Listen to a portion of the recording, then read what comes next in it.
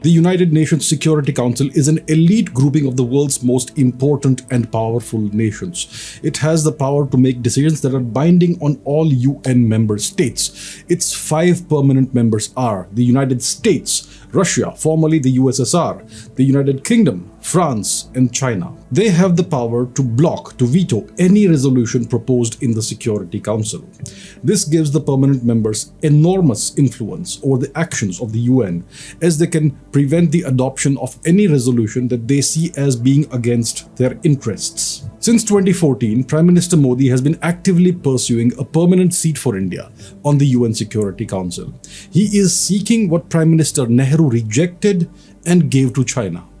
Here's what happened. The United Nations was formed in 1945 at the end of World War II. The 5 permanent members of the original Security Council were the United States, the USSR, France, the UK, and the Republic of China.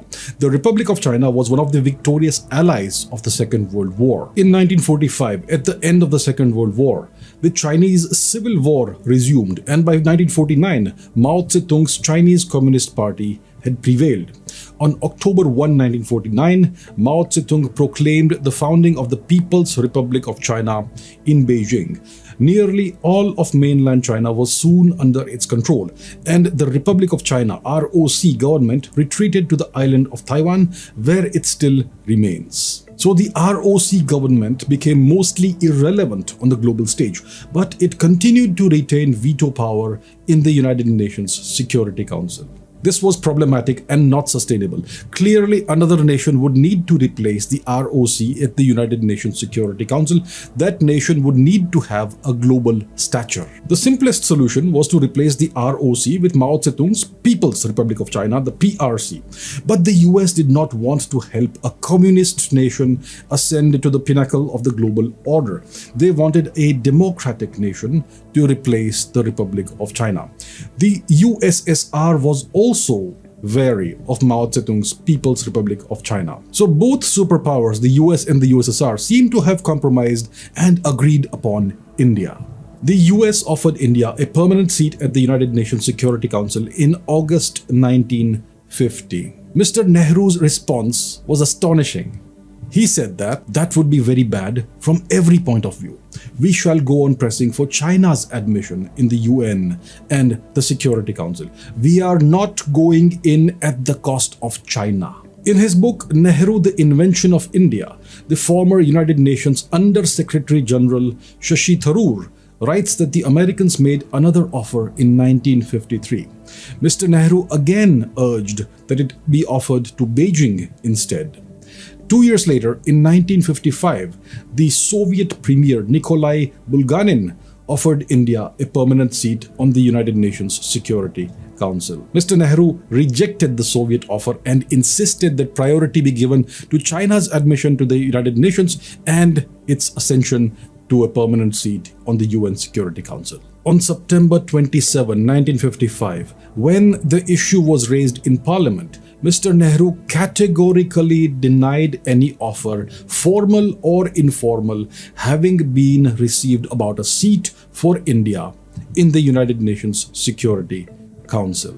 But offers were clearly made. There is ample evidence from multiple credible sources, including Mr. Tharoor, who happens to greatly admire Mr. Nehru. So was Mr. Nehru economical with the truth, and that too on the floor of India's parliament? Why did Mr. Nehru reject multiple opportunities to make India a permanent elite veto-wielding member of the UN Security Council? To try and understand this, we need to examine Mr. Nehru's record as leader and prime minister and see whether this was a one-off event and uncharacteristic lapse, or whether this was part of a larger pattern. So let's examine Mr. Nehru's career and actions from the year 1946 onwards.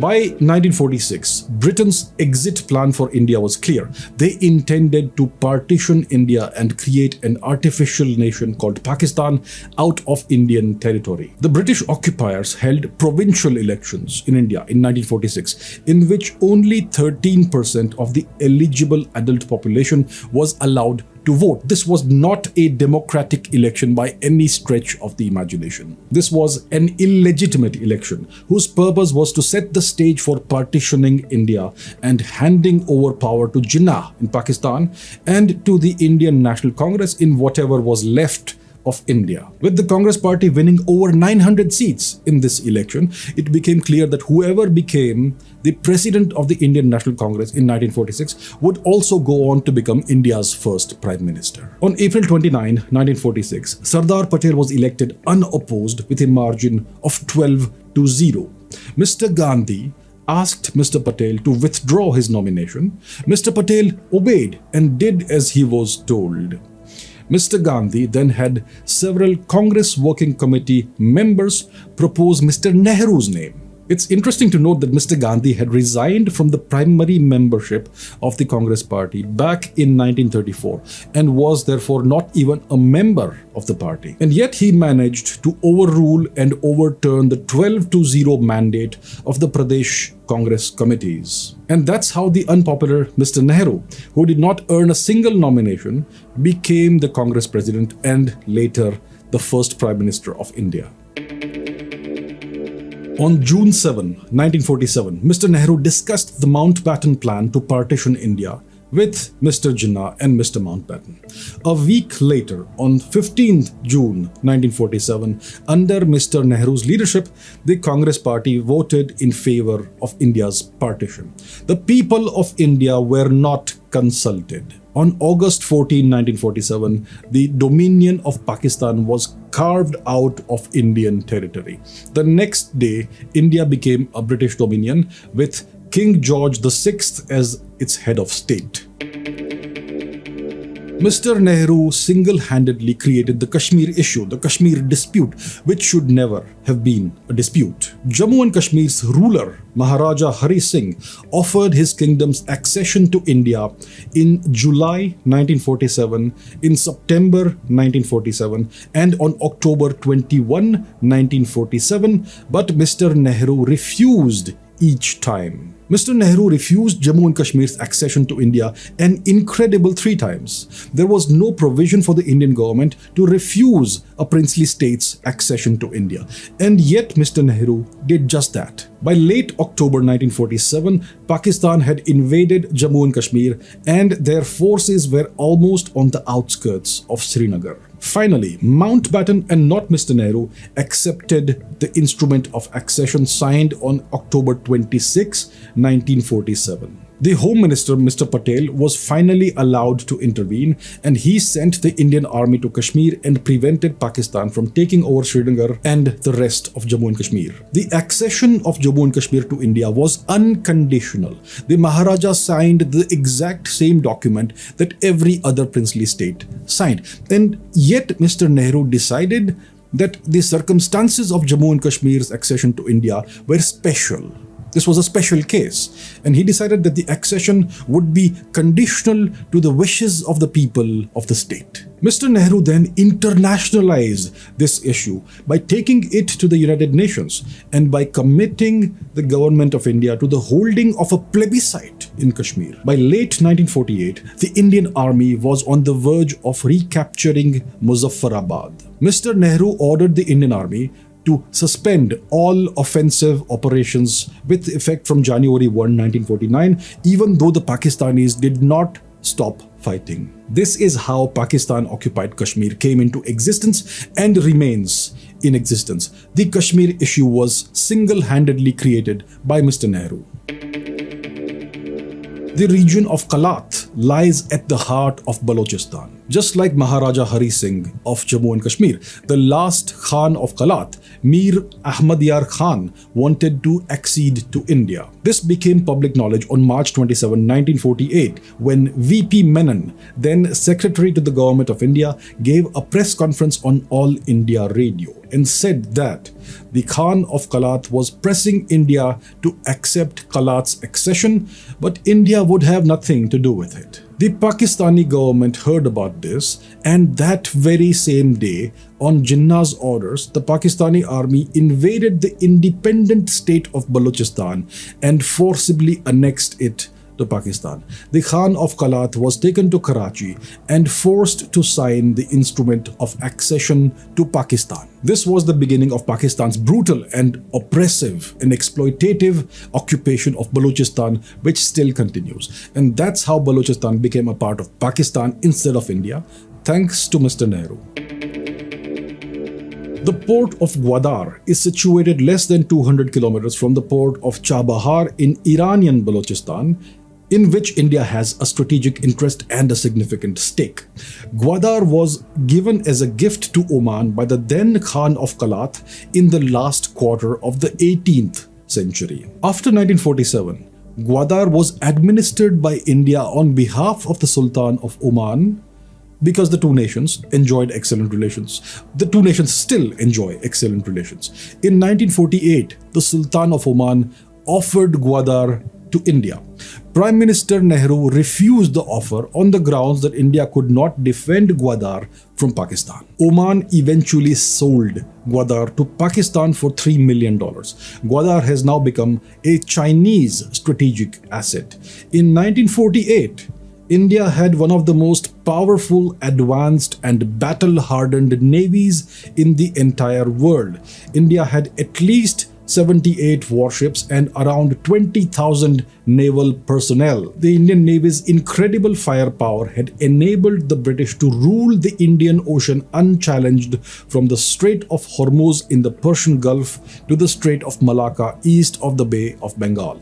India did not lack the ability to defend Gwadar. If East Pakistan and West Pakistan could exist as a single nation despite being 1700 kilometers apart, Gwadar could certainly exist securely as a part of India. If the Falkland Islands could remain under British control despite being over 12,000 kilometers from Britain, Gwadar could certainly exist securely as a part of India. What was lacking was Mr. Nehru's political will and vision for a stronger India. In 1947, the ruler of Hyderabad, the Nizam Mir Osman Ali Khan, declared independence from India. His 200,000 strong paramilitary force, the Razakars, unleashed horrific atrocities on the Hindu populace of Hyderabad. Home Minister Sardar Patel wanted to take direct military action to liberate Hyderabad. Mr. Nehru, though, wanted to take the Kashmir route and take the matter to the United Nations. Mr. Nehru humiliated Mr. Patel in a cabinet meeting and called him a complete communalist. Mr. Patel never attended a cabinet meeting again. Nevertheless, in September 1948, Mr. Patel launched Operation Polo, a police action that liberated Hyderabad in just 5 days. Mir Osman Ali Khan was removed from power but allowed to keep all his personal wealth as well as his title. Mr. Nehru maintained friendly relations with him. Imagine if Mr. Patel had allowed Mr. Nehru to take the Hyderabad matter to the United Nations. Hyderabad would be another Kashmir today. The Coco Islands is a group of 3 islands that forms the northernmost portion of the Andaman archipelago in the Bay of Bengal. These islands have historically never been a part of Burma. They have never had a Burmese presence on them before 1948. These islands were part of British India, the British Raj, and they were administered by British officials from Burma, which was a province of British India from 1882 to 1937.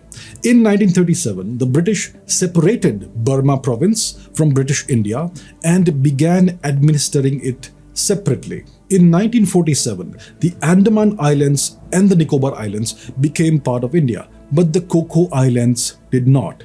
Not because Burma wanted them, but because Britain wanted to deny India these islands. The British imperialists had no business or legal basis deciding what happened to these islands. India could have simply incorporated the islands into the Andaman and Nicobar Islands territory, and there was nothing the British could have done about it. Mr. Nehru chose not to do anything about this.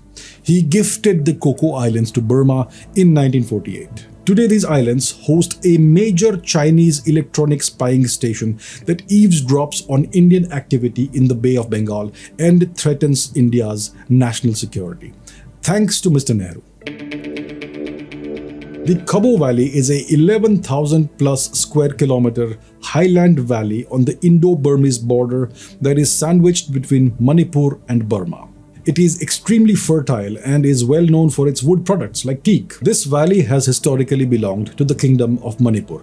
This fact was confirmed through the Treaty of Yundabun, which was signed in 1825. The Kabo Valley was leased to Burma in 1834. It was given on lease. According to an agreement signed that year, the Kingdom of Manipur was to be paid a monthly sum of 500 rupees by the British for leasing the Kabo Valley to Burma. The treaty also stipulated that this monthly payment would cease only when the Kabo Valley was handed back to Manipur. Manipur gained independence from the British in 1947 and merged into the Union of India in 1949. Burma stopped paying the lease for the Kabo Valley in 1949 and, with Mr. Nehru's consent, annexed the valley. Mr. Nehru generously gifted an immense and resource-rich Indian territory to Burma without consulting the people of Manipur, the inhabitants of the valley, or the Parliament of India, as if the valley was his own personal property. The Chinese invasion of Tibet, which began in 1950, ended with the annexation of Tibet in 1951. This culminated in the 1962 war between India and China, which has been portrayed as the Great Chinese Betrayal. Mr. Nehru called it a stab in the back with great pain and anguish. In his 2018 book, Will Tibet Ever Find Her Soul Again?, the French-born historian and journalist Claude Arpi has made an explosive revelation. Mr. Nehru's government supplied rice to the invading Chinese troops in Tibet when they were busy invading this nation in 1950 and 1951. Mr. Arpi writes that the most grotesque incident of this period was the feeding of the PLA troops with rice coming from India. Without Delhi's active support, the Chinese troops would not have been able to survive in Tibet. Imagine that. Mr. Nehru, for reasons best known only to him, actively helped the Chinese invade and conquer Tibet, and then claimed that the Chinese had betrayed and backstabbed India. This set the stage for what would happen in 1962. In the early 1950s, the Nepalese king Tribhuvan Bir Bikram Shah had offered to merge Nepal with India. He wanted Nepal to be a province of India. Mr. Nehru rejected the Nepalese offer. The former President of India, Mr. Pranab Mukherjee, wrote in Chapter 11 of his memoir, The Presidential Years 2012 to 2017, that Mr. Nehru rejected the offer on the grounds that Nepal was an independent nation and must remain so. Had Mrs. Indira Gandhi been in her father Mr. Nehru's place, she would have perhaps seized upon the opportunity like she did with Sikkim. King Tribhuvan's offer was a golden opportunity to reintegrate Nepal into the motherland, India. Mr. Nehru rejected it, and today China is attempting to use Nepal as a means of gaining a foothold in the Indian subcontinent. In 1956, 5 years after they annexed Tibet, the Chinese started constructing a military highway through the Indian territory of Aksai Chin. Construction of the 1,200-kilometer road lasted from March 1956 until completion in October 1957. Mr. Nehru's government did not even learn of the road's existence until September 1957. In July 1958, the existence of the highway was confirmed by published Chinese maps, which not only showed the new route, but also placed all of Aksai Chin in Chinese territory. That same month, in July, the government of India sent an initial protest to Beijing and also sent 2 patrols to reconnoiter the road. The 2 patrols were detained by the Chinese for 1 month. This was the beginning of a sequence of events that would eventually culminate in the 1962 war with China. This happened because of Mr. Nehru's incredible neglect of critically sensitive border areas, which is all the more surprising considering the fact that the Chinese had just invaded and occupied Tibet. In 1960, Mr. Nehru signed the Indus Waters Treaty, which gives Pakistan control and ownership of 80% of the waters of the Indus River and its tributaries. This is probably the most unequal and lopsided treaty in history. A larger nation with a huge population gave up 80% of the water of rivers that passed through its territory to an enemy nation. Why did Mr. Nehru agree to such terms? Nations have negotiated better terms even after losing wars. Who did Mr. Nehru serve, India or Pakistan? Edwina Mountbatten, who was a close friend of Mr. Nehru, died on February 21, 1960. In accordance with her wishes, she was to be buried at sea. As a way of paying tribute to his friend, the grief-stricken Mr. Nehru sent the Indian Navy's warship INS Trishul as an escort to her funeral and had a wreath cast in her memory. Now, one understands that Mr. Nehru would be distraught and would want to pay tribute to his friend, but using an Indian warship for personal matters was clearly extremely inappropriate. Mr. Nehru seems to have had a proclivity for treating Indian assets and territories as his own personal property. In the early 1960s, before the 1962 India-China War, US President John F. Kennedy offered to help India detonate a nuclear device. President Kennedy felt that democratic India and not communist China should become the first Asian country to conduct a nuclear test. Mr. Kennedy's letter emphasized that nothing is more important than national security. Mr. Nehru, for reasons best known to him, rebuffed the offer. If Mr. Nehru had accepted the offer, India would have become the first Asian nation to conduct a nuclear test before China. This would have deterred China from launching its war of 1962. This would also have deterred Pakistan from launching its war on India in 1965. Had Mr. Nehru accepted the US offer, India would have been a founding member of the Nuclear Suppliers Group and would not have been left out the way it currently is.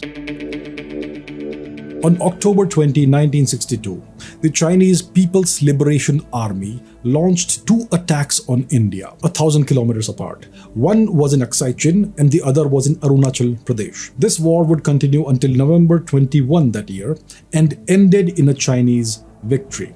The reasons for India's defeat are discussed in detail in Brigadier John Dalway's book Himalayan Blunder and Rajnikant Puranik's book Nehru's 97 Major Blunders. Let me give just two examples. The Indian Army lacked equipment for mountain warfare. It lacked weaponry and basic essentials like warm clothing, snow boots, and glasses, all under the watch of Mr. Nehru's government. And Mr. Nehru's most glaring blunder was not allowing the Indian Air Force to be used in an offensive role. Mr. Nehru only allowed helicopters and transport aircraft to be deployed in limited roles. Who benefited from this? China, obviously. The responsibility for India's defeat in the 1962 war with China lies squarely with Mr. Nehru. In 1963, the year after China invaded India, Mr. Nehru appointed his sister Vijaya Lakshmi Pandit to lead India's delegation to the UN General Assembly in New York. In a news conference there, she declared that India would continue to support China's admission to the United Nations despite China's unprovoked aggression against India.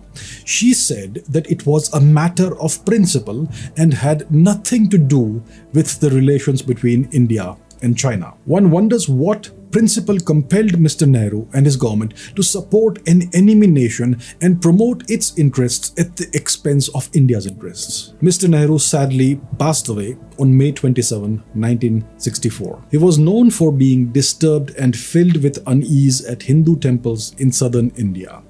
He was known for portraying India as a nation of snake charmers to foreign dignitaries. And he was known for giving an interview to Playboy magazine in 1963, the year after the Chinese debacle.